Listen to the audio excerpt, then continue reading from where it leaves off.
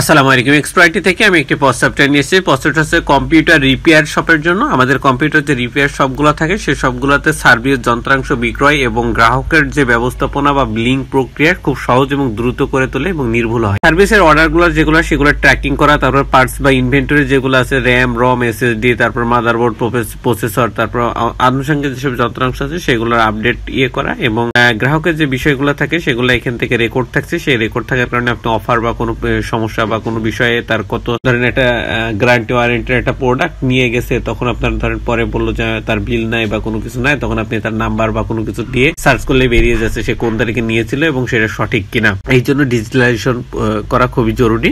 তারপরে ইনভয়েসের যে বিষয়গুলো থাকে সেগুলো খুব সহজেই ম্যানেজ করা যায়, খুব সেকেন্ডলি। ধরেন বারকোড আছে, বারকোড আপনি প্রিন্ট বারকোড যে স্ক্যান করবে, স্ক্যান করার সাথে সাথে যে মেমোটা প্রিন্ট হয়ে একবার অটোমেটিকলি আপনার বিলিংটা রেডি হয়ে যাবে। তারপর এখান থেকে আপনি যেই হচ্ছে মাল্টিভেন্ডর সফটওয়্যার হওয়ার কারণে একটা সফটওয়্যার দিয়ে অনেকগুলো ব্রাঞ্চ আপনি ম্যানেজ করতে পারবেন। তারপর হচ্ছে এখান থেকে আপনি রিপোর্ট পাচ্ছেন, দৈনিক, সাপ্তাহিক, মাসিক এবং সব ধরনের রিপোর্ট আপনি এখান থেকে পাচ্ছেন। তারপর যেহেতু মাল্টি ব্রাঞ্চ সিস্টেম, এখান থেকে স্টক ট্রান্সফার করতে পারবেন। একটা ব্রাঞ্চ থেকে অন্য ব্রাঞ্চে আপনি স্টক ট্রান্সফার করে রাখতে পারবেন। এই হচ্ছে আমাদের সফটওয়্যারের বিষয়। এখন যে আপনারা দেখতে পাচ্ছেন স্ক্রিনে আমাদের ড্যাশবোর্ডে টোটাল সেল, তারপর net, invoice, due, total sale, return, total purchase, তারপর পারচেজ ডিউ, তারপর টোটাল হচ্ছে পারচেজ রিটার্ন এবং এক্সপেন্স। এই সবগুলো আপনি কার্ড আকারে এখানে দেখতে পাচ্ছেন আমাদের যে ড্যাশবোর্ড সেখানে। আবার উপরে দেখতে পাচ্ছেন আপনি মাল্টি ব্রাঞ্চ হইলে পারে অনেকগুলো ব্রাঞ্চ থাকবে, সেই ব্রাঞ্চগুলো এখানে শো হবে এবং এখান থেকে ডেট ফিল্টার করার খুব সহজ একটা অপশন যেটা দেখতে পাচ্ছেন। এবং লাস্ট 30 দিন যেটা হয়েছে সেই সেল হয়েছে সেই সেলের একটা গ্রাফিক্যাল চার্ট দেখতে পাচ্ছেন। তারপরে এই বছরের কোন মাসে কত সেল হয়েছে সেটা একটা গ্রাফিক্যাল চার্ট দেখতে পাচ্ছেন। তারপর টোটাল সেলসের যে পেমেন্ট আছে, পেমেন্টের ডিউ ছিল সেটা আপনি হচ্ছে এখান থেকে দেখতে পারবেন রিসেন্ট কিছু। তারপর হচ্ছে পারচেজ পেমেন্ট ডিউ এখানে দেখতে পারবেন রিসেন্ট কিছু। আবার এখানে আপনি ইয়েগুলা পাচ্ছেন, এখান থেকে আপনি ব্রাঞ্চ গুলা সেট করে দিতে পারবেন। তারপর স্টক অ্যালার্ট, প্রোডাক্টের যে স্টক অ্যালার্ট সেটা এখানে দেখতে পাচ্ছেন। তারপর এখানে সেলস অর্ডারটা এখান থেকে ম্যানেজ হবে। তারপর পেন্ডিং শিপমেন্ট এখান থেকে ম্যানেজ হবে। এগুলো হচ্ছে যেহেতু ড্যাশবোর্ড তো লাস্টকে ধরেন 5টা রিসেন্ট কিছু ট্রানজাকশন বা রিসেন্ট কিছু দেখাবে এবং ব্রাঞ্চ ওয়াইজ আপনি দেখতে পারবেন। তারপর ইউজার ম্যানেজমেন্টের হচ্ছে ইউজার আছে, ইউজার থেকে ইউজার রিলেটেড যত কিছু আছে সেগুলো এখান থেকে ম্যানেজ করা যাবে। তারপরে হচ্ছে রোলগুলো এখান থেকে ম্যানেজ করা যাবে। এখান থেকে রোল রিলেটেড যত কিছু আছে, রোল অ্যাড করা বা সবকিছু করা, এখান থেকে রোলগুলো ম্যানেজ করতে পারবেন। সেলস কমিশন এজেন্ট এখান থেকে করতে পারবেন। যত কমিশন আছে এখান থেকে কমিশন রিলেটেড যত বিষয়গুলো থাকে সেগুলো এখান থেকে ম্যানেজ করতে পারবেন।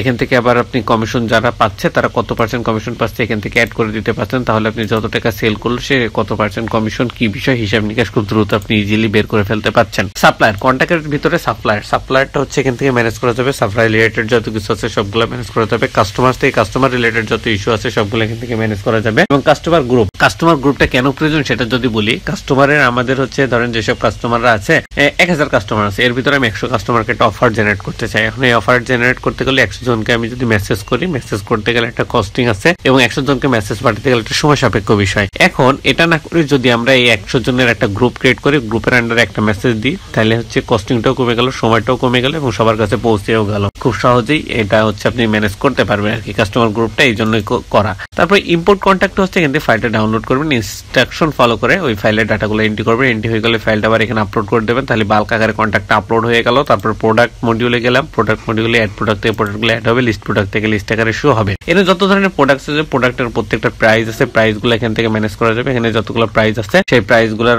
যে প্রাইসগুলো এখানে আছে ধরেন আপনি চেঞ্জ হয়েছে সেই প্রাইসগুলো আপনি আপডেট করবেন। আপডেট করতে গেলে ধরেন আপনি এখানে ডাউনলোড এক্সেল আছে, এক্সেলটা ডাউনলোড করবেন। ডাউনলোড এক্সেল থেকে এক্সেল ডাউনলোড হয়ে গেলে ওই ফাইলে যে আপনি পার্সেলগুলোর যে প্রোডাক্টের যে প্রাইসগুলো সেটা চেঞ্জ করে দিবেন। চেঞ্জ করে দিলে তারপর ওই ফাইলটা আবার এখানে আপডেট প্রাইজের এখানে ফাইলটা আপলোড করে দিলে আপডেটগুলো যে প্রাইসগুলো আপডেট করছেন ওই প্রাইসগুলো অটোমেটিকলি সফটওয়্যার আপডেট হয়ে গেল। তারপর প্রিন্ট লেভেল, এখান থেকে বারকোডগুলো প্রিন্ট করতে পারবেন এবং বারকোডে যে স্টিকারে কি কি রাখতে চাচ্ছেন সেটা আপনি এখান থেকে মার্ক করে দিতে পারবেন। বিজনেস নেম, প্রোডাক্ট নেম বা প্যাকেজিং ডেট এগুলো রাখতে চাচ্ছেন কিনা এখান থেকে সেট করে দিতে পারবেন। এরপরে ভেরিয়েশনটা এখান থেকে ম্যানেজ হবে। ভেরিয়েশন রিলেটেড যত কিছু আছে সবগুলো এখান থেকে ম্যানেজ করা যাবে। ইম্পোর্ট প্রোডাক্ট এখান থেকে ম্যানেজ হবে। ইম্পোর্ট প্রোডাক্ট হচ্ছে এই যে ফাইলটা ডাউনলোড করবেন, ইনস্ট্রাকশন ফলো করে ডাটাগুলো এন্ট্রি করবেন। এন্ট্রি হয়ে গেলে ওই ফাইলটা এখানে আপলোড করে দিবেন, তাহলে বাল্ক আকার প্রোডাক্ট আপলোড হয়ে গেল। তারপরে ইম্পোর্ট ওপেনিং স্টক এখান থেকে আপলোড হবে। ইম্পোর্ট ওপেনিং স্টকটা একটা ফাইল পাবেন, ফাইলটা ডাউনলোড করবেন। ডাউনলোড হয়ে গেলে ওই ফাইলটা এখানে আবার আপলোড করে দিবেন, ডাউনলোড করে ইনস্ট্রাকশন ফলো করে ডাটাগুলো ওই ফাইলে আপনি ডাটাগুলো এন্ট্রি করবেন। এন্ট্রি হয়ে গেলে ওই ফাইলটা আবার এখানে আপলোড করলে বাল্ক আকার ওপেনিং স্টকটা আপলোড হয়ে গেল। সেলিং প্রাইস গ্রুপটা এখান থেকে ম্যানেজ করা যাবে। তারপর ইউনিটটা এখান থেকে ম্যানেজ করা যাবে। ক্যাটাগরিটা এখান থেকে ম্যানেজ করা যাবে। ক্যাটাগরি এবং সাব ক্যাটাগরি সবগুলো এখান থেকে ম্যানেজ করা যাবে।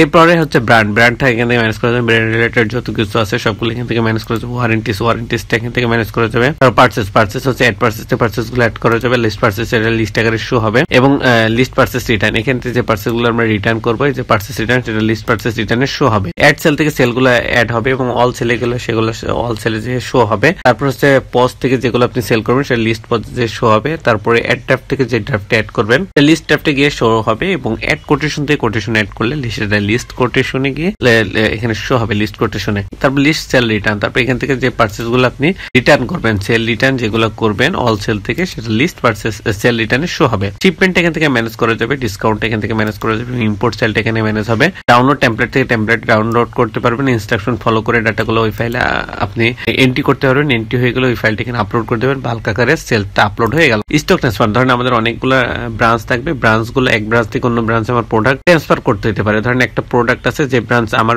একটা ব্রাঞ্চে খুব মানে সেল হচ্ছে এবং সে প্রাইসে ধরেন শর্ট পড়ে গেছে বা প্রোডাক্টটা নাই, কিন্তু অন্যান্য ব্রাঞ্চে আমার এই প্রোডাক্টটি স্টকে অনেক পড়ে আছে যেটা সেল হচ্ছে না অনেকদিন ধরে বা সেলের রেশিওটা কম, সেহেতু আমি তখন একটা ব্রাঞ্চ থেকে অন্য ব্রাঞ্চে প্রোডাক্টটা ট্রান্সফার করে দেবো। যেখানে চাহিদা বেশি সেখানে প্রোডাক্টটা ট্রান্সফার করলে তাহলে ওখানে সেলটা হয়ে গেল, তাহলে আমার যে ক্যাশটা সেটা আমার মানে আসলে হয়ে গেল উঠে গেল। এর জন্য আমরা স্টক ট্রান্সফার অপশনটা রাখছি। অ্যাড স্টক ট্রান্সফার থেকে অ্যাড হবে, লিস্ট স্টক ট্রান্সফার লিস্ট আকারে শো হবে। এবার যদি স্টক অ্যাডজাস্টমেন্টে যাই তাহলে অ্যাড স্টক অ্যাডজাস্টমেন্ট থেকে অ্যাড হবে এবং লিস্ট স্টক অ্যাডজাস্টমেন্টে সেটা লিস্ট আকারে শো হবে। এক্সপেন্স অ্যাড এক্সপেন্স থেকে এক্সপেন্স গুলো অ্যাড হবে, লিস্ট এক্সপেন্সের লিস্ট আকারে শো হবে এবং এক্সপেন্স ক্যাটাগরি গুলো এখান থেকে ক্যাটাগরি ওয়াইজ আপনি অ্যাড করতে পারবেন। ক্যাটাগরি ওয়াইজ যে বিষয়গুলো থাকে সেটা এখান থেকে ক্যাটাগরি রিলেটেড অ্যাড করা এবং এখান থেকে ম্যানেজ করা সব হচ্ছে এক্সপেন্স রিলেটেড হবে এখানে। তারপর রিপোর্ট এখান থেকে আমরা রিপোর্ট গুলো পাচ্ছি, এখানে যত ধরনের কার্যক্রম সম্পন্ন করছি সব ধরনের রিপোর্ট আমরা এখানে পাবো এবং এই রিপোর্ট গুলো আমরা যেমন পাচ্ছি সেটা হচ্ছে যে কোনো ডেট টু ডেট প্রয়োজন সেটা আমরা এখান থেকে বের করতে পারছি। আবার আমরা এখান থেকে যে রিপোর্ট গুলো পাচ্ছি সেটা প্রিন্ট করতে পারছি এবং পিডিএফ হিসেবে ডাউনলোড করতে পারছি। এন্ড কি কি রিপোর্ট পাচ্ছি সেটা যদি বলি, প্রফিট এবং লস রিপোর্ট পাচ্ছি, পারচেজ এন্ড সেল রিপোর্ট পাচ্ছি, ট্যাক্স রিপোর্ট পাচ্ছি,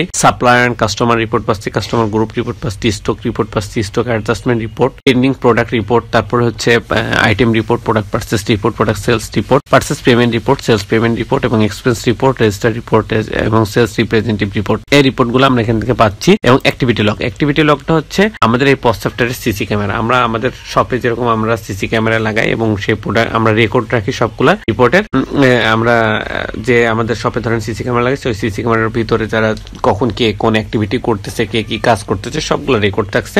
সেম ভাবে আমার এখানে যতগুলো ইউজার আছে সেই ইউজার গুলো কখন এন্ট্রি করছে, কখন লগ আউট হচ্ছে, এন্ট্রি থেকে শুরু করে এক্সিট হওয়া পর্যন্ত সে যত ধরনের কার্যক্রম সম্পন্ন করছে সব এখানে রেকর্ড থাকবে। সেহেতু এই জন্য আমরা বলতে পারি এটা আমার পজ সফটওয়্যার সিসি ক্যামেরা। এরপর নোটিফিকেশন টেমপ্লেটটা হচ্ছে আমার এই এখান থেকে আমরা কাস্টমার সাপ্লায়ারকে আমরা মেসেজ পাঠাবো, সেই মেসেজের টেমপ্লেট গুলো এখানে দেওয়া আছে।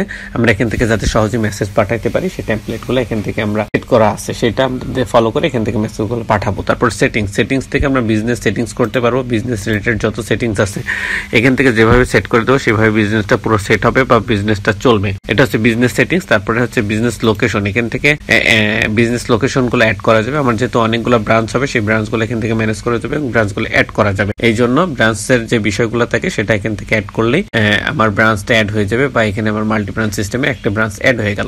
তারপর ইনভয়েস সেটিংস, এখান থেকে যেভাবে ইনভয়েসটা আমরা সেট করে দেবো সেটা পুরো সফটওয়্যার পর ইনভয়েসটা সেভাবে রান হবে এবং এখান থেকে ইনভয়েসটা যেভাবে সেট করবো, লেআউটটা সেট করবো, সেভাবে ইনভয়েসটা আমরা প্রিন্ট করতে পারবো। রিসিপ্ট প্রিন্টার থেকে প্রিন্টারটা কনফিগারেশন করতে হবে এবং বারকোড সেটিংস থেকে বারকোডটা যেভাবে সেট করে দেবো সেভাবে বারকোড আমরা প্রিন্ট করতে পারবো। রেট, এখান থেকে ট্যাক্সটা যত পার্সেন্ট আমরা এখানে সেট করে দেবো সেটা প্রো সফটওয়্যার পরে সেভাবে ট্যাক্সটা অ্যাপ্লিকেবল হবে। এখান থেকে সেট করলে ট্যাক্সটা হবে, না হলে আদারওয়াইজ ট্যাক্স আমরা অ্যাড করতে পারবো না বা ট্যাক্সটা থাকবে না।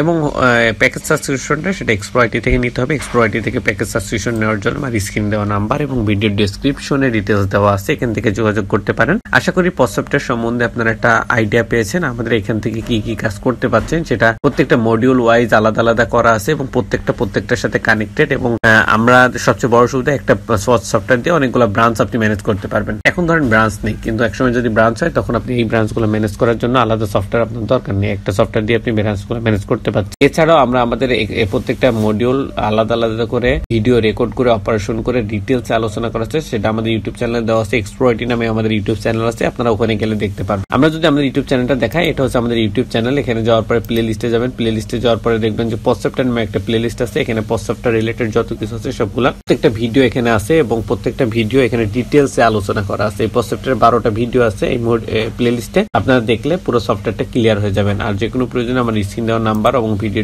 ডেসক্রিপশন ডিটেইলস দেওয়া আছে, আপনারা যোগাযোগ করতে পারেন, কোনো সমস্যা নাই। আশা করি সকলে ভালো আছেন এবং ভালো থাকেন, সুস্থ থাকেন। সকলকে ধন্যবাদ। আসসালামু আলাইকুম। এক্সপ্লয়েটের সাথে।